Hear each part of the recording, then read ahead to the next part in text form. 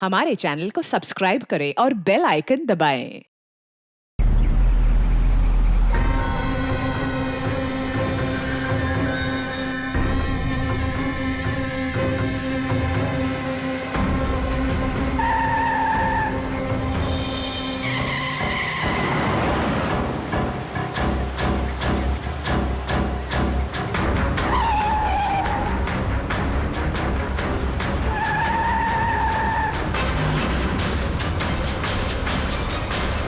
चलती गाड़ी में सोना अच्छी बात नहीं है।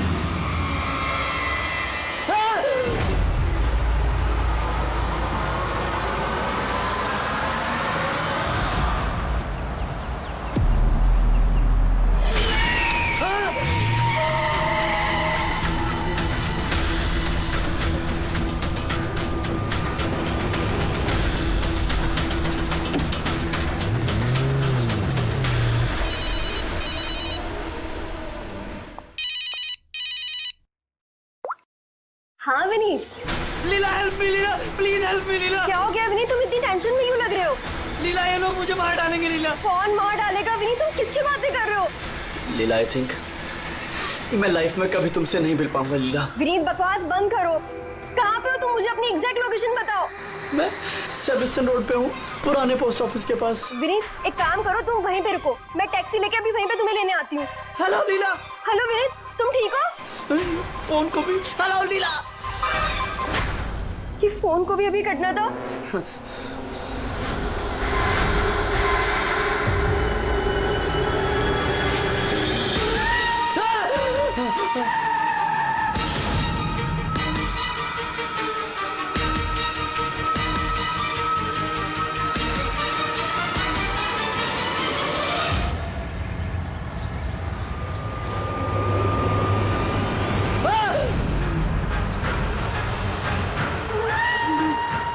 भगवान प्लीज हेल्प मी, मुझे मेरे घर तक पहुंचा दो प्लीज।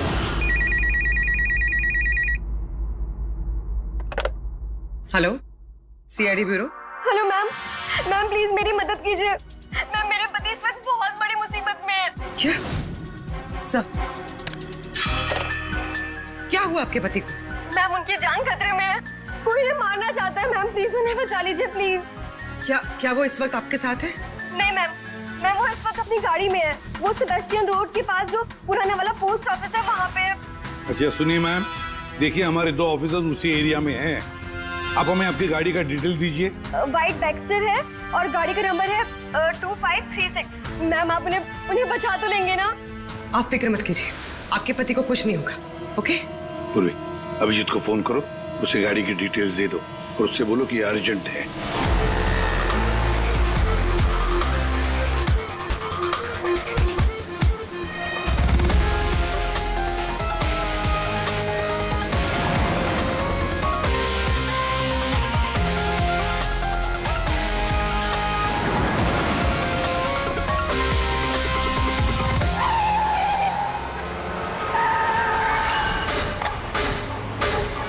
या यही नंबर है। ये गाड़ी ऐसे क्यों चला रहा है?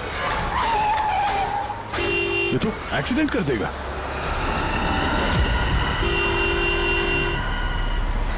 मुझे माफ कर दो, मुझे माफ कर दो, मैं मरना नहीं चाहता, मुझे माफ कर दो। किससे बातें कर रहा है? गाड़ी में तो कोई नहीं है। अरे विनीत किससे बात कर रहा है? गाड़ी में कोई नहीं है। अंधे हो तुम लोग, तुम्हें दिखाई नहीं दे रहा? इतने सारे लोग मुझे बुला रहे हैं। कर क्या रहा है ये? मुझे माफ कर दो, मैं मरना नहीं चाहता। पागल हो गया लगता है। विनीत, विनीत, विनीत, तुम्हारी जान को खतरा हो सकता है, रुक जाओ।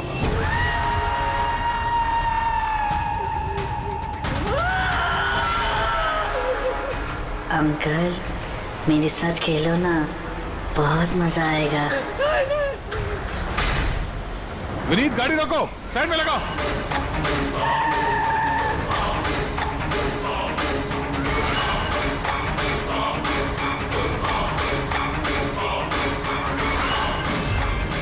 रुक जाओ विनीत, विनीत।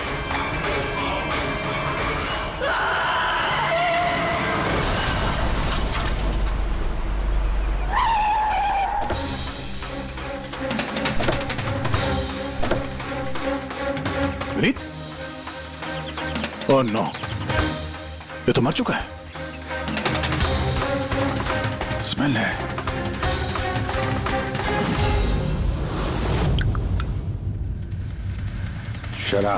शराब पी के गाड़ी चला रहा था, लेकिन ये गाड़ी में बात कैसे कर रहा था? शराब के नशे में बड़बड़ा रहा होगा। शराब पी के तो यही होता है, एक्सीडेंट। आपने तो मुझसे वादा किया था ना कि विनीत को कुछ नहीं होगा, तो फिर क्या हो गया? देखिए मैडम, अगर उनकी जान को किसी और से खतरा होता तो हम उन्हें जरूर बचा लेते, लेकिन वो तो खुद ही शराब पी के गाड़ी चला रहे थे। आप तो जानती हैं कितना खतरनाक है। नहीं, उनकी जान खुद उनकी वजह से नहीं गई है, बल्कि उन लोगों की वजह से गई है जो इतने दिनों से उन्हें परेशान कर रहे थे। कौन लोग? सुबह शाम सोते जागते हर वक्त वो उन्हें सताते रहते थे। वो इतना ज्यादा परेशान हो गए थे कि उन्होंने अपने बिजनेस पे भी पूरी तरह से ध्यान देना बंद कर दिया था। किन लोगों की बात कर रही हैं आप? जरा साफ साफ बताइए।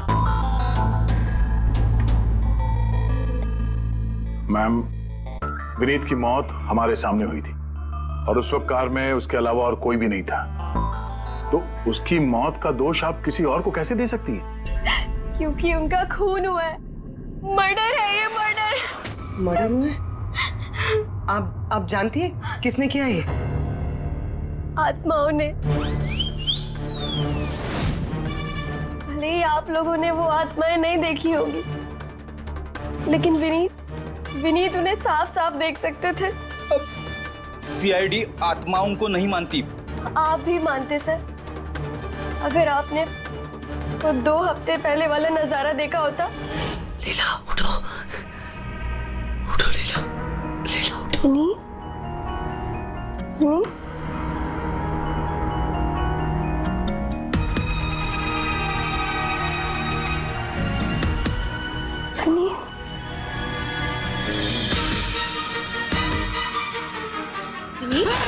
लीला, क्या हुआ विनीत? वहाँ देखो, कबर्ड के ऊपर।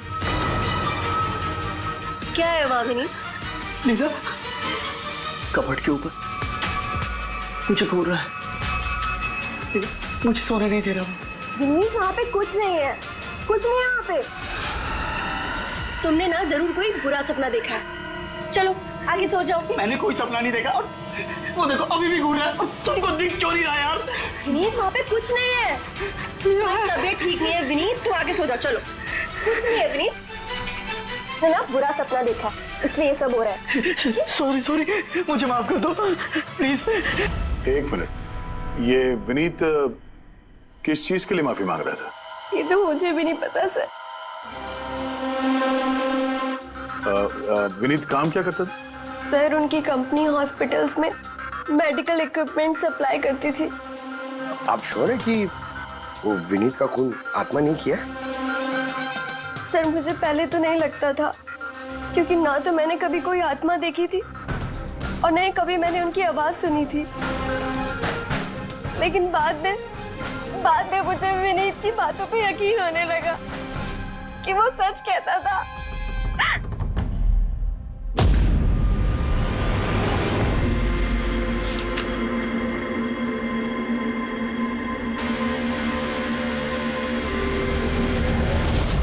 हाँ बॉस, इसकी मौत की एक ही वजह नजर आ रही है।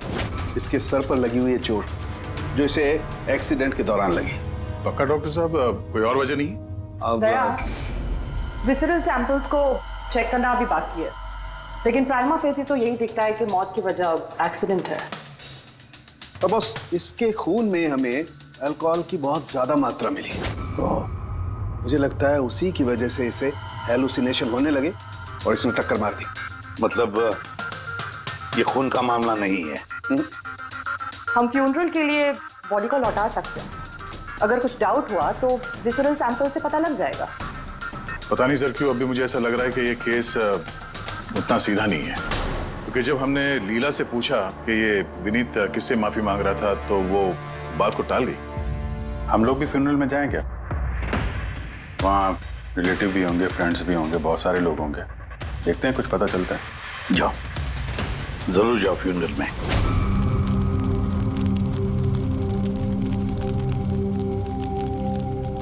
अच्छा हुआ मर गया। ऐसे गलत लोगों के साथ ऐसा ही होना चाहिए। तुमने बिल्कुल ठीक कहा, इसकी मौत इससे बदतर होनी चाहिए थी।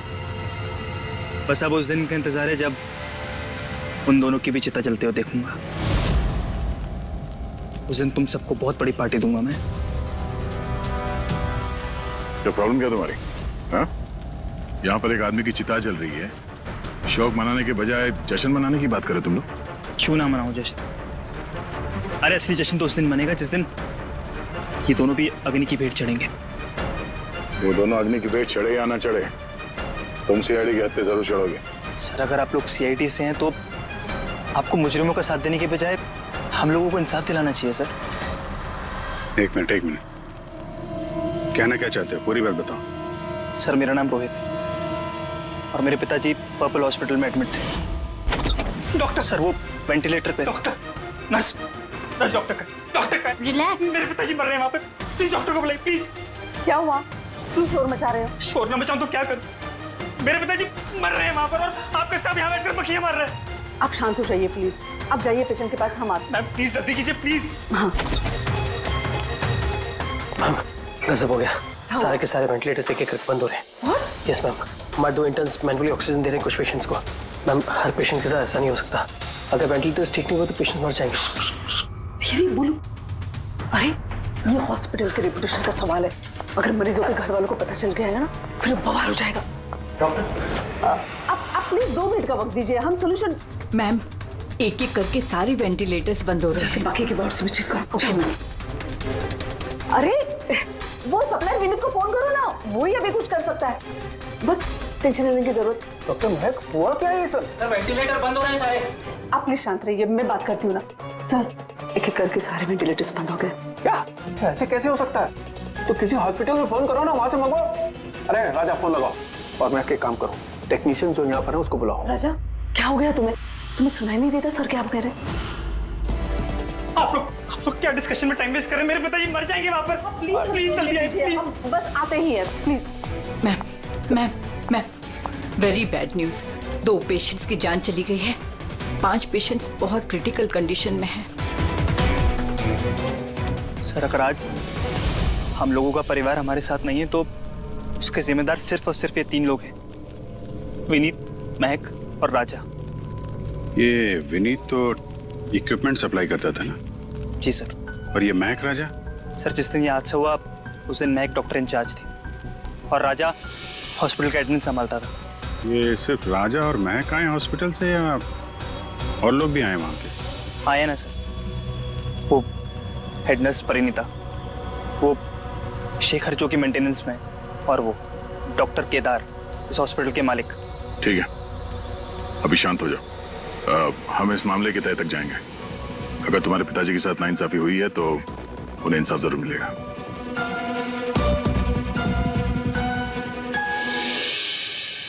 समझ में आया कि ये विनीत माफी क्यों मांग रहा था। मुझे माफ कर दो, मैं मरना नहीं चाहता, मुझे माफ कर दो। और ये भी समझ में आ रहा है कि विनीत की मौत से इतने लोग खुश क्यों हैं। यानी विनीत की मौत का जिम्मेदार कोई भी हो सकता है। अब विनीत के बाद खूनी का अगला निशाना ये महक और राजा हो सकते हैं।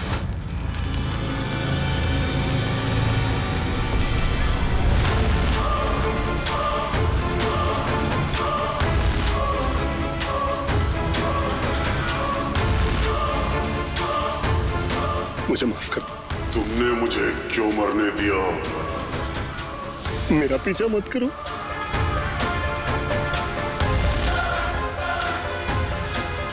ये बात किससे कर रहा है? मेरा पीछा मत करो। उन्हीं काल्पनिक लोगों से जिससे विनीत बात कर रहा था। शायद ही तू मुझे बचा सकती थी। क्यों मरने दिया मुझे? तुम भी मरने के लिए तैयार हो जाओ। और ये महक भी सहमी से लग रही है। छोड़ो, छोड़ो मुझे, छोड़ो मुझे, आग में मत खींचो। कोई गलती नहीं है। छोड़ो, छोड़ो, छोड़ो, छोड़ो मुझे, छोड़ो, छोड़ो, मत खींचो मुझे आग में, छोड़ो। क्या कर रहे हो? इधर आओ। क्या कर रहे हो यार? हैं? मैं बस परेशान हूँ, इसमें आप लोग क्या कर सकते हैं? मुझे खुद ही निपटना होगा अपनी परेशानी से। आप इधर आओ, थोड़ा दूर हट जाओ इधर से। तो बहुत सारे लोग हैं जो विनीत की मौत की खबर सुनकर खुश हो गए हैं। हाँ सर, और अब वो महक और राजा की मौत की खबर सुनना चाहते हैं। राजा और महक, इनका बर्ताव भी कुछ नॉर्मल नहीं लग रहा था सर, काफी डरे डरे से लग रहे थे, विनीत की तरह। सर, विसरल सैंपल्स की रिपोर्ट आ गई है। ग्रेट। कोई गड़बड़ है? हाँ, एक आम इंसान का खून जितना लाल होता है, विनीत का खून उससे बहुत ज्यादा लाल था। तो अब समझ में आया कि विनीत को आत्माएं क्यों नजर आ रही थी। क्यों सर? पूर्वी, जब इंसान का खून जरूरत से ज्यादा लाल हो तो इसका मतलब ये होता है कि वो इंसान बहुत ज्यादा लंबे समय तक कार्बन कंपाउंड के संपर्क में रहा, और इस कार्बन कंपाउंड की वजह से ही उसे हेलुसिनेशन आते हैं, जबरदस्त किस्म के। तो मतलब किसी ने जानबूझकर विनीत को इस कार्बन कंपाउंड के संपर्क में लाया, जिसकी वजह से विनीत की दिमागी हालत खराब हो गई, जो उसकी मौत का कारण भी बन गई। सर, खूनी को ये कार्बन कंपाउंड मिला कहां से होगा? हमारे आसपास हर जगह कार्बन कंपाउंड फैला हुआ है। मॉडर्न जिंदगी में हम जितनी भी मशीनों का इस्तेमाल करते हैं, वो सब की सब, लगभग सब की सब कार्बन कंपाउंड निकालती हैं। हाँ, कोई भी मशीनों के साथ छेड़खानी करके ऐसी साजिश कर सकता है। तो कार में बैठने के ठीक पहले विनीत ऐसे किसी केमिकल के संपर्क में आया होगा, इसकी वजह से उसे ये हेलुसिनेशन वगैरह हो रहे थे। बिल्कुल बॉस, गाड़ी के एग्जॉस्ट सिस्टम को चेक करना चाहिए, गड़बड़ वही हुई है।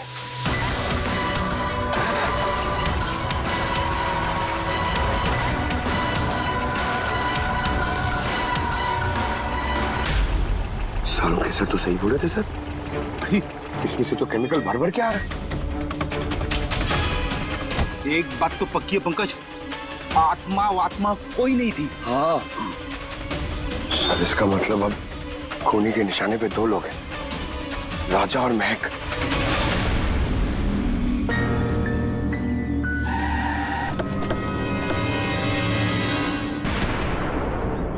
फ्यूनरल में राजा का बर्ताव ठीक नहीं था, अभी भी उसकी मानसिक स्थिति ठीक नहीं है। अरे सर, दरवाजा तो खुला है।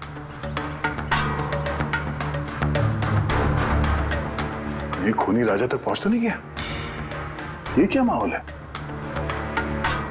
कैंडल्स,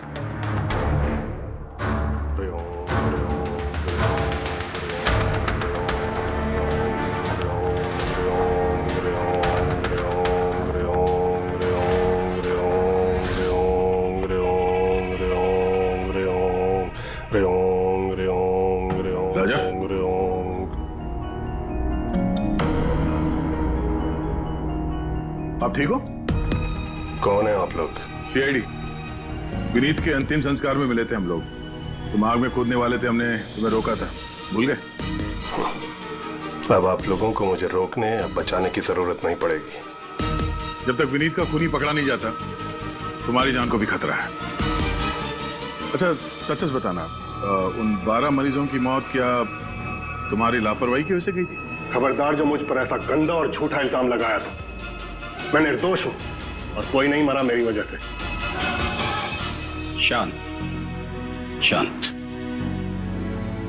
राजा बड़ी मुश्किल से शांत हुआ है, इसे गुस्सा मत दिलाइए। आपकी तारीफ? श्लोक नाम है मेरा।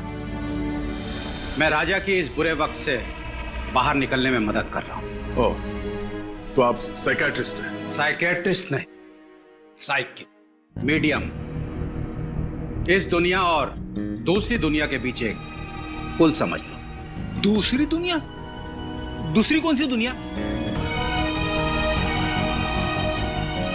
वही आत्माओं वाली दुनिया। वैसे हम भी एक पुल है, मुजरिमों की दुनिया से लेके जेल के अंदर सलाखों के पीछे तक पहुंचाने का पुल। पर सर, आप मुझे सलाखों के पीछे क्यों डालना चाह रहे हैं? मैं तो राजा की आत्माओं से बचाने में मदद कर रहा हूँ। राजा को आत्माओं से नहीं, केमिकल पॉइजनिंग से बचाने की जरूरत है। और बंद करो अपना ये ढोंग, समझे? सर, वो कहाँ इशारा करे? उस बूढ़े आदमी की तरफ जो एसी के पास खड़ा हुआ है। किसकी बात कर रहे हैं? मुझे तो कोई भी नहीं दिख रहा। मुझे भी नहीं दिख रहा है। मानो या ना मानो, इस कमरे के अंदर कोई शक्तिशाली आत्मा है जो राजा को नुकसान पहुंचाना चाहती है। अभी पता चल जाएगा।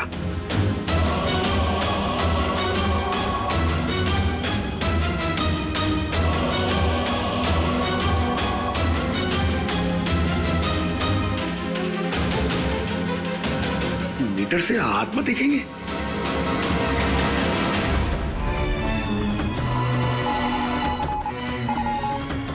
देखा, वो आत्मा एसी के पास ही है।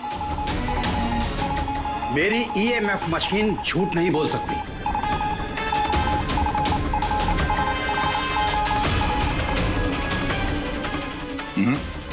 पर हमारा भी ये मीटर गलत नहीं हो सकता, समझे? रेडी? लगता है राजा को कार्बन कंपाउंड का असर उसकी गाड़ी से ही हुआ है। एक काम करो, ये मीटर ले जाओ, उसकी कार चेक करो। रेडी? पंकज, बताओ महक, विनीत के फ्यूनरल पे क्या देखा तुम? मैंने किसी को नहीं देखा, कुछ भी नहीं देखा। झूठ मत बोलो। अगर कुछ नहीं देखा तो वहां से डर के भागे क्यों? मैं झूठ नहीं बोल रही हूँ, मैंने सच में किसी को नहीं देखा। अच्छा, अस्पताल में जो 12 मौतें हुई थी, क्या वो तुम्हारी लापरवाही की वजह से हुई थी? मेरी लापरवाही की वजह से? देखिए, मुझसे जो कुछ बन पड़ता है मैंने सब कुछ किया। मैंने डॉक्टर केदार से भी बात की, लेकिन उन्होंने कुछ एक्शन लिया ही नहीं, तो मैं और क्या करती? अच्छा, तो फिर इसमें डॉक्टर केदार की गलती है? उनसे भी ज्यादा गलती है उस राजा की। उसे चेक कर लेना चाहिए था कि वेंटिलेटर्स ठीक से काम कर रहे हैं या नहीं, उनके वक्त रहते सर्विसिंग हो रही है या नहीं। तो फिर राजा दोषी है? राजा और विनीत दोनों। विनीत को भी हमें वेंटिलेटर सप्लाई करने से पहले देख लेना चाहिए था कि वो कहीं खराब तो नहीं है। आखिर कितनी जानें टिकी थी उस वेंटिलेटर्स पे? लगता है राजा और विनीत के लिए तुम्हारे अंदर काफी कड़वाहट है। विनीत की मौत से तो बहुत खुश होगी तुम। ये कैसी बातें कर रही है आप?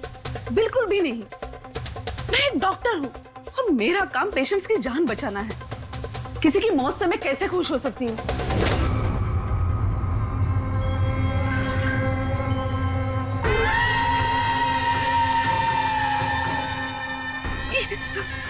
वो आ गया, वो आ गया, वो देखिए। लेकिन यहाँ तो कोई नहीं।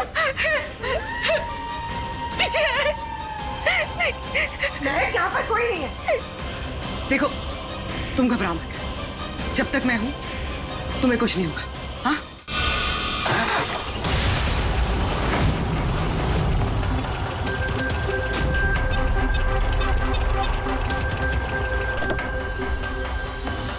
कार के एसी में तो कार्बन कंपाउंड नहीं है। घर के अंदर देखते, चलो।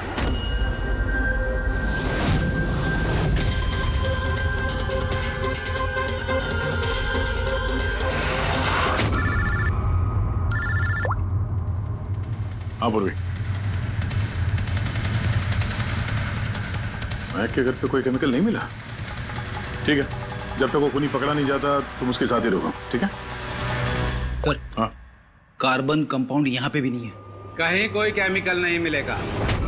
विज्ञान की दुनिया और केमिकल की दुनिया के अलावा भी कोई दूसरी दुनिया है, मानो या ना मानो। चुप, वो बंद।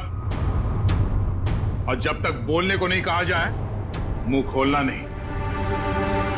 राजा जी, आपको डरने की कोई जरूरत नहीं है। हम लोग हैं यहाँ पर, जब तक वो खूनी पकड़ा नहीं जाता सीआईडी आपके साथ ही रहेगी। मुझे सीआईडी की जरूरत नहीं है, ये है ना मेरी सुरक्षा करने के लिए। यार ये कैसे हो सकता है? ना राजा के घर में केमिकल मिला, ना महक के घर में केमिकल मिला, कैसे हो सकता है? सर हमने राजा के घर को अच्छी तरह से चेक किया, एक एक कोना देखा, गाड़ी भी चेक की, कहीं कुछ नहीं मिला। हाँ मगर दया, अगर कोई केमिकल का इस्तेमाल ही नहीं हुआ है तो फिर राजा और महक को हेलुसिनेशन हुए कैसे? कोई तो वजह होनी चाहिए। और सर जिस तरीके से विनीत के कार के एसी में केमिकल का इस्तेमाल किया गया है, ये किसी नौसिखिया का काम नहीं लगता है, तो कोई एक्सपर्ट। एक काम करते हैं, बनने वालों के घरों में देखो, शायद कोई ऐसा आदमी हो जो केमिकल्स के बारे में अच्छी जानकारी रखता हो, कोई केमिकल्स में एक्सपर्ट।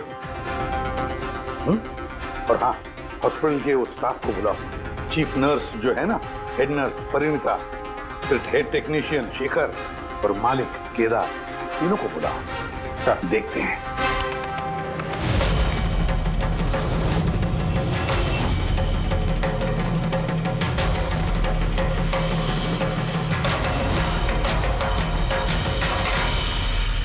तुम्हारा नाम शेखर है? Yes sir. हॉस्पिटल के हेड मैकेनिक, मेन टेक्नीशियन, मतलब हॉस्पिटल में जब भी किसी मशीनरी में प्रॉब्लम्स आ जाते तो पहले तुम्हें पता चलता है? जी हाँ सर। तो हॉस्पिटल के वेंटिलेटर्स खराब हो गए थे, ये तुम्हें पता नहीं था? सर पहले से पता था। तो फिर किया कुछ नहीं क्यों? बताया क्यों नहीं किसे? हाँ सर इसमें मेरी कोई गलती नहीं है। तो फिर किसकी गलती? सर मैंने महक को पहले से ही बता दिया था वेंटिलेटर्स के बारे में, कि वेंटिलेटर्स में प्रॉब्लम हो रही है और वो कभी भी खराब हो सकते हैं। तो ये वेंटिलेटर्स बंद होने से पहले तुमने बताया था? यस सर, 1 वीक पहले। मैम मैंने आपको एक नोटिस भेजा था, वार्ड 3 के वेंटिलेटर्स ठीक तरह से काम नहीं कर रहे हैं। ओह, मैंने वो तुम्हारा लेटर पढ़ लिया था शेखर, तुम टेंशन मत लेना, मैं कुछ करती हूँ। बट मैम मामला थोड़ा अर्जेंट है। हाँ हाँ मुझे पता है। डॉक्टर महक। यस मैम, आपको अकाउंट्स डिपार्टमेंट में इमीडिएटली बुलाया है। हाँ ओके चलो। Okay ma'am. Don't worry Shekhar, मैं कुछ ना कुछ करूँगी पक्का। बट सर उन्होंने मेरी बात को सीरियसली लिया ही नहीं। हाँ, महक ने वेंटिलेटर्स खराब होने पर पेशेंट्स को बहुत बचाने की कोशिश की, मगर राजा सर इतने घबरा गए कि कुछ कर ही नहीं पाए। शेखर जी, तुम कितना सच बोल रहे हो, कितना झूठ, ये तो हम पता लगा ही लेंगे। सर महक की कोई गलती नहीं है, उसने मुझे वेंटिलेटर्स खराब होने के बारे में पहले ही बता दिया था। लेकिन आपने क्या किया? सर मैंने हॉस्पिटल के एडमिन हेड को बता दिया था, राजा को, क्योंकि हॉस्पिटल के जितने भी ये मशीनरी है उनकी देखरेख की जिम्मेदारी एडमिन हेड की होती है सर। तो आपने एडमिनिस्ट्रेटिव हेड राजा को बता दिया और आपकी जिम्मेदारी खत्म हो गई। आप मालिक है ना इस हॉस्पिटल के, तो जिम्मेदारी खत्म कैसे होती है आपकी? सर मैंने अपनी जिम्मेदारी निभाई, तभी तो मैं खुद गया राजा के केबिन में। राजा। जी सर। ये सब क्या कर रहे हो? अरे ये सब जरूरी नहीं है, इतने सारे मरीजों की सांसें वेंटिलेटर के भरोसे चल रही हैं, तुम यहाँ बैठे हो, अरे कुछ करो ना। जी सर, मैं अभी सप्लायर से बात करके वेंटिलेटर बदलवा देता हूँ। प्लीज प्लीज जल्दी करो। जी सर मुझे समझ में नहीं आ रहा कि उन्होंने वेंटिलेटर्स बदलवाए क्यों नहीं। मैं हैरान हूँ सर, कोई भी केदार जी पे उंगली उठा नहीं रहा है। हर कोई राजा, विनीत और महक के पीछे पड़ा हुआ है। वही तो, हॉस्पिटल के मालिक है ना केदार जी, तो पूरी की पूरी जिम्मेदारी भी केदार जी तुम्हारी है। लेकिन सर अब मैं खुद जाके तो रिपेयर नहीं कर सकता ना वेंटिलेटर्स। सर मेरा काम है कि कंसर्न डिपार्टमेंट को इन्फॉर्म करना, और सर वो मैंने कर दिया।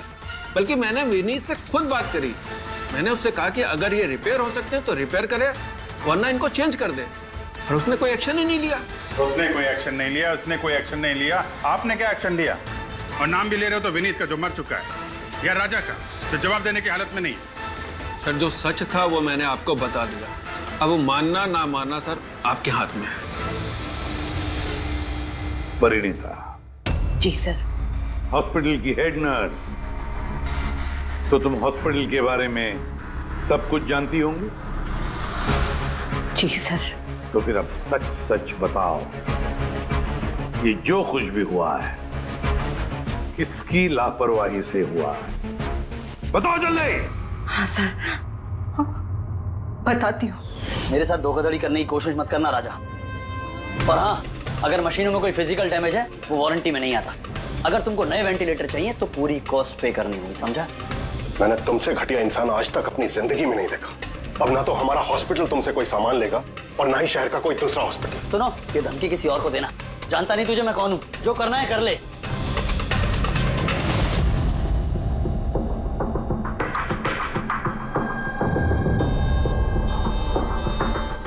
ये जो कुछ भी हुआ है इस राजा और विनीत के झगड़े की वजह से हुआ है। दोनों की झगड़े की वजह से सर इतने लोगों की जान चली गई। राजा को नए वेंटिलेटर का इंतजाम तुरंत करना चाहिए था। सर इन मरीजों के परिवार वालों में से 3 लोग ऐसे हैं जिन्होंने केमिकल इंजीनियरिंग की है। अच्छा 3 लोग? तो फिर उनकी कुंडली निकालो, देखते हैं।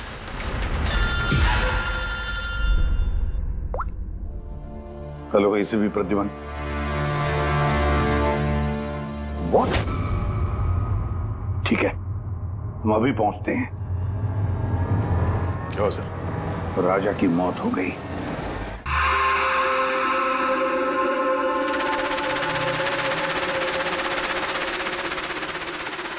दया, मौत तो उसकी सर पे चोट लगने की वजह से हुई। लगता है छत से कूद गया ये। जरूर हेलुसिनेशंस इतने भारी पड़ गए होंगे कि दिल मिलाकर राजा ने ऊपर से छलांग लगा दी। और तुम ख्याल रखने वाले थे ना इसका? ये ख्याल रखा तुमने? हाँ? सर राजा तो एकदम शांत तरीके से सो गया था। मुझे क्या पता था कि अचानक उठ जाएगा और खुदकुशी कर लेगा। जिस वक्त ये सब हुआ तुम कहाँ थे? हाँ? सर मैं दूसरे कमरे में सो रहा था, तभी मुझे राजा के जोर जोर से चीखने की आवाज सुनाई दी। मुझे इन आत्माओं को नहीं झेलना, मुझे इसे निजात चाहिए, आजादी चाहिए। और जब तक मैं इसके पास पहुंचता ये छत से कूद गया साहब। वाह क्या बात है, राजा को अकेले छोड़कर तुम घोड़े बेच के सो रहे थे? हाँ? मैंने तो कमर कस ली थी कि नहीं सोऊंगा, पर न जाने कैसे नींद आ गई। जरूर मुझे उन आत्माओं ने सुला दिया होगा। आप ये देखिए सर, मीटर की रीडिंग भी कितनी बढ़ गई है। मुझे मेरी तबीयत भी कुछ कमजोर लग रही है सर।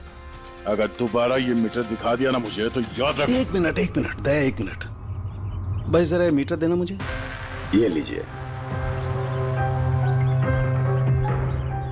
ये मीटर मैं रख लेता हूँ। हाँ? तुम्हें लौटा दूंगा बाद में।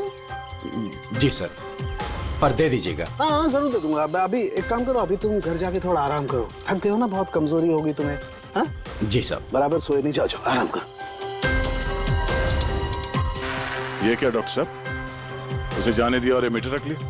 दया, ये मीटर जो है ना, ये बड़े काम की चीज है।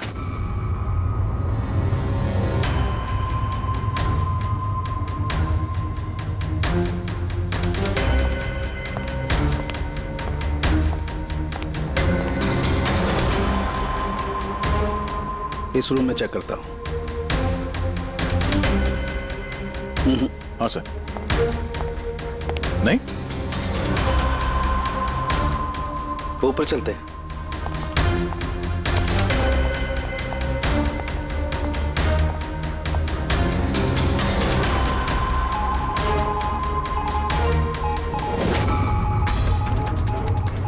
सलून के सर आराम से, ये नीडल तो जंगली घोड़े की तरह भाग रहा है।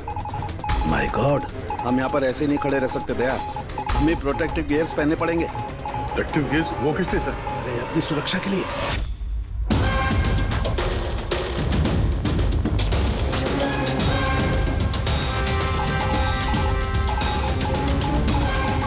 ये देखो, सबसे ज्यादा मीटर रीडिंग यहीं पर है, इस एसी के नीचे। मतलब सर वो पंकज, खबरदार जो आत्मा का नाम भी लिया तो। सर ये मीटर किस तरह इशारा कर रहा है? बताता हूँ। बाहर चलो।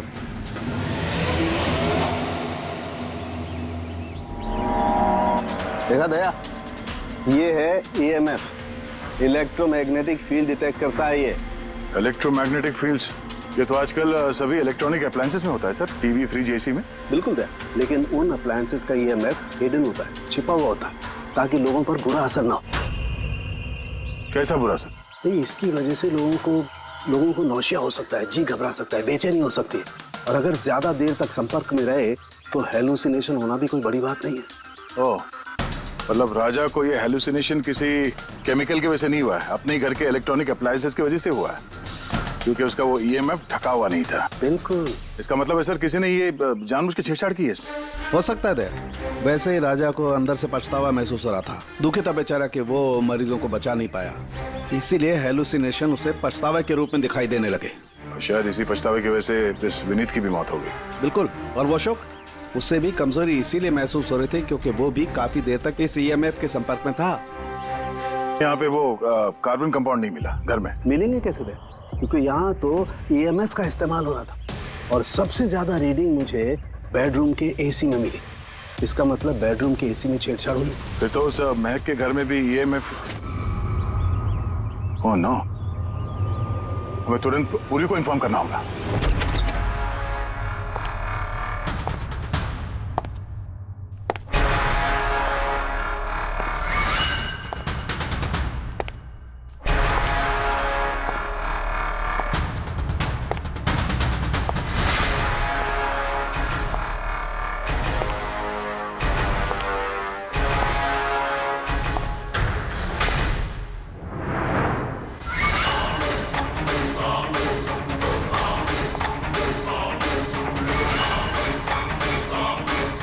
जान लेकर चैन नहीं पड़ा तुम्हें,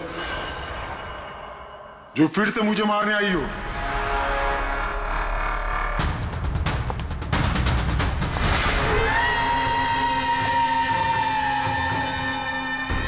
तुम? मैंने तुम्हें सेल्फ डिफेंस में मारा था और वैसे भी तुम एक मुजरिम हो। क्या मुजरिम के घर परिवार नहीं होते? तुम्हारी वजह से मेरी बेटी अनाथ हो गई और ये खून देख रही हो, सब तुम्हारी वजह से। आज मैं तुम्हें नहीं छोड़ूंगा। देखो मेरे पास मत आना, मैं मार दूंगा। आज मैं तुम्हें नहीं छोड़ूंगा। मेरे पास मत आना, मैं कहती हूँ मार दूंगी। मैं कहती हूँ मेरे पास मत आना, मार दूंगी। क्या कर रही हो तुम? छोड़ो से। सब आदमी। क्या? सर यहाँ पे। सर रोकिए इसे, ये मुझे मारना चाहती है। पहले यहाँ से बाहर निकली, जल्दी। आउट ऑफ हियर प्लीज, जल्दी फास्ट। ये हैं वो 3 लोग जिनका संबंध केमिकल इंजीनियरिंग से है। सुहास, दीपक और किशोर। खूनी इनमें से कोई भी हो सकता है। नहीं अभिजीत, कार के एसी में केमिकल फिक्स करना अलग बात है और इलेक्ट्रोमैग्नेटिक फील्ड को इतनी होशियारी के साथ इस्तेमाल करना अलग बात है। मुझे लगता है ये कोई ऐसा आदमी है जिसे साइंस की, मेडिकल साइंस की बहुत अच्छी जानकारी है, या तो कोई डॉक्टर या कोई साइंटिस्ट। जिसने भी किया उसने पूरा बंदोबस्त किया था इस इलेक्ट्रोमैग्नेटिक फील्ड का कि ये महक और राजा दोनों कायम के लिए उस ईएमएफ के असर में रहे हैं। हो सकता है जब ये दोनों हॉस्पिटल में अपना काम कर रहे थे तब भी ये ईएमएफ वहां पर प्रेजेंट था। तो फिर सर शायद हॉस्पिटल के किसी मशीन के साथ भी छेड़छाड़ की गई होगी। बिल्कुल दया, बिल्कुल। और ये करने वाला वही है, हॉस्पिटल का अंदर वाला। तो ये वो जगह है जहाँ पे महक और राजा बैठा करते थे? जी हाँ। और कौन कौन आ जा सकता था इस कमरे में? सर सिर्फ स्टाफ वालों को अंदर जाने की परमिशन थी, वो भी अगर कोई काम हो तो। मतलब बाहर का कोई आदमी यहाँ नहीं आ सकता? नहीं सर, यहाँ तक कि मरीजों को भी अंदर जाने की इजाजत नहीं थी। इसका मतलब तो ये हुआ कि स्टाफ का ही कोई है, मतलब आप में से कोई एक खूनी है। ये आप कैसे कह सकते हैं? ये हम नहीं कह रहे हैं, ये ईएमएफ मशीन कह रही है जिसने हमें सब कुछ बता दिया है। और इस ईएमएफ मशीन के हिसाब से इस एसी के साथ छेड़छाड़ की गई थी। इसका मतलब है राजा और महक को मारने की कोशिश की गई थी, मगर बेचारा राजा मारा गया। एसी के साथ छेड़छाड़? क्या कह रहे हैं आप लोग? हमें तो कुछ समझ में नहीं आ रहा। ये बात इस कमरे में मौजूद वही इंसान समझ सकता है जो खुद खूनी है। और वो आज यहाँ एक प्रोटेक्टिव गियर पहन के आया है ताकि इलेक्ट्रोमैग्नेटिक फ्रीक्वेंसी से उसे कोई नुकसान ना हो। क्यों? कौन है वो?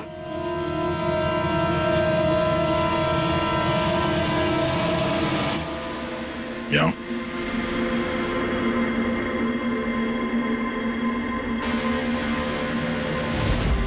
फैशन सेंस तो बहुत अच्छा है तुम्हारा शेखर। कपड़े के अंदर ये सुरक्षा कवच।